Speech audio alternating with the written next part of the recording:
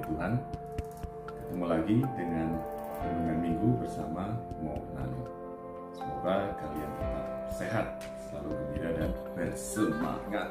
Teman-teman yang dikasihi Tuhan, pada hari Minggu Prapaskah yang ketiga ini diceritain dalam Injil kalau Yesus marah di bait Allah. Wah, jarang-jarang nih ya Yesus marah.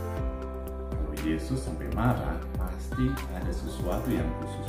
Apa yang bikin Yesus marah? Dengerin terus ya. Teman-teman yang disayangi Tuhan, dalam bacaan pertama dari kitab Keluaran, kita dengar Tuhan berfirman, "Jangan ada padamu Allah lain di hadapanku. Jangan membuat bagimu patung yang menyerupai apapun yang ada di langit, atau yang ada di bumi, atau yang ada di dalam air di bawah bumi. Jangan sujud menyembah kepadanya atau beribadah kepadanya. Sebab aku, Tuhan Allahmu, adalah Allah yang cemburu." Firman itu ditambah satu lagi, "Ingatlah dan kuduskanlah hari Sabat." Ngasih petunjuk ke kita kalau Tuhan Allah kita ingin kita berdoa dan beribadah kepadanya, menyembah Dia, dan cuma Dia aja. Teman-teman kesayangan Tuhan, sekarang kita lihat peristiwa Yesus marah di bait Allah. Yesus marah kepada para pedagang lembu, kambing, domba, dan merpati, serta penukar-penukar uang. Tapi kenapa Yesus marah? Gak bolehkah berdagang di bait Allah? Yuk kita lihat satu-satu. Untuk hari raya Paskah, orang Yahudi harus memberikan kurban berupa hewan-hewan yang sudah disebut tadi. Sebagai kurban persembahan, tentulah hewannya harus yang cakep, yang berkualitas. Gampang diduga, pasti ada praktik gak benar terkait hal itu. Meskipun orang bisa bawa sendiri hewan kurbannya, hewan itu harus dicek dan ditentukan kualitasnya oleh petugas di bait Allah. Biaya untuk itu pasti mahal, dan petugas bakal nyari-nyari cacat pada hewan itu.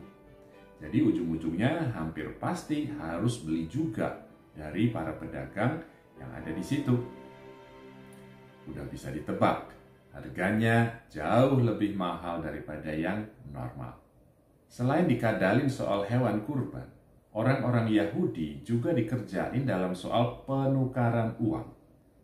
Jadi waktu itu yang datang ke bait Allah itu berziarah dan orang-orang Yahudi dari mana-mana yang bawa mata uang macam-macam juga dari luar negeri.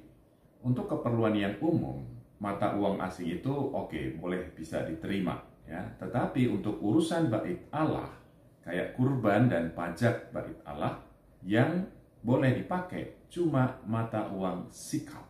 Itulah gunanya para penukar uang. Tapi udah bisa ditebak juga ya, praktiknya ngawur. Rate atau tarif penukarannya mahal sekali.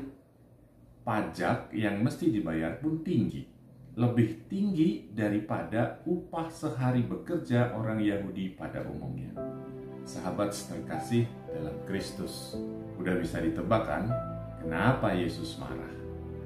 Tapi itu belum semua. Ada satu lagi. Bait Allah itu terdiri atas beberapa bagian atau lapisan. Bagian yang paling luar itu adalah halaman atau pelataran untuk bangsa asing, untuk orang asing. Bahasa Inggrisnya Gentiles. Nah, disitulah para pedagang dan penukar uang tadi mangkal. Bisa dibayangin kan gimana situasinya dengan segala macam binatang yang pasti nggak sedikit jumlahnya. Belum lagi suara para penukar uang, para pedagang itu juga yang pasti nggak diem aja.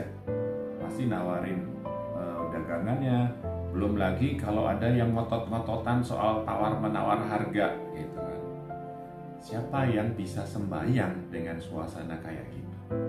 Teman-teman kekasih Allah, Yesus ngerti banget kalau Bapaknya ingin agar umatnya beribadat kepadanya, menyembah hanya Dia saja. Nah, yang terjadi di bait Allah beda banget sama kehendak Bapa itu. Pengelola bait Allah para pedagang dan penukar uang justru menyembah Allah lain, yaitu uang alias Mammon. Mereka pakai bait Allah untuk cari duit, bukan untuk menyembah Allah. Belum lagi mereka menghalangi orang-orang yang benar-benar ingin berdoa dan menyembah Allah dengan bikin suasana ramai dan kacau. Ya, bisa dimengerti kalau Yesus marah sama mereka. Teman-teman, kawanan yang dicintai Tuhan, kayaknya kalian udah bisa nangkep ya. Salah satu hal yang perlu kita perhatiin dalam masa Prapaskah ini adalah kualitas peribadatan kita. Beberapa hal yang perlu kita tanyain pada diri sendiri, misalnya, apakah selama ini aku menyembah Allah yang benar dan satu-satunya? Atau adakah Allah lain yang kulayani? Apakah aku membantu sesamaku untuk beribadah kepada Allah dan menyembah Dia? Ataukah kehadiran dan sikapku membuat mereka terganggu dan menjadi penghalang bagi mereka untuk beribadah kepada Tuhan?